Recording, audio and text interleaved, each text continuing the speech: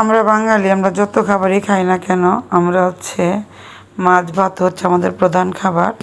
আর এই মাছ ভাত আমরা যতটা তৃপ্তি করে খেতে পারবো, অন্য খাবার এতটা তৃপ্তি করে খেতে পারবো না। যাই হোক, এখানে দুই ভাই বোন চলে গেলাম একটু আপনার পিৎজা আনতে।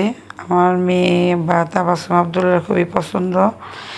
এখন যা দেখি আপনার অনেকটাই লোকজনের ভিড়। এখন পিৎজা অর্ডার দিয়ে আমি আর আমার ভাই অনেকক্ষণ যাবৎ বসেছিলাম। অবশেষে তারা দুইটা পিৎজা দিল।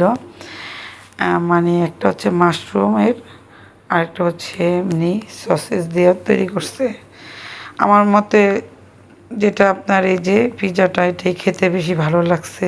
কথা যত ডিজাইন করে তত জিনিস সুন্দর না, আর যেটা নর্মাল সেটাই মজা লাগে। কিন্তু আমরা বাঙালি, আমাদের বাংলা খাবারই ভালো লাগে, এগুলো বাচ্চাদের খাবার।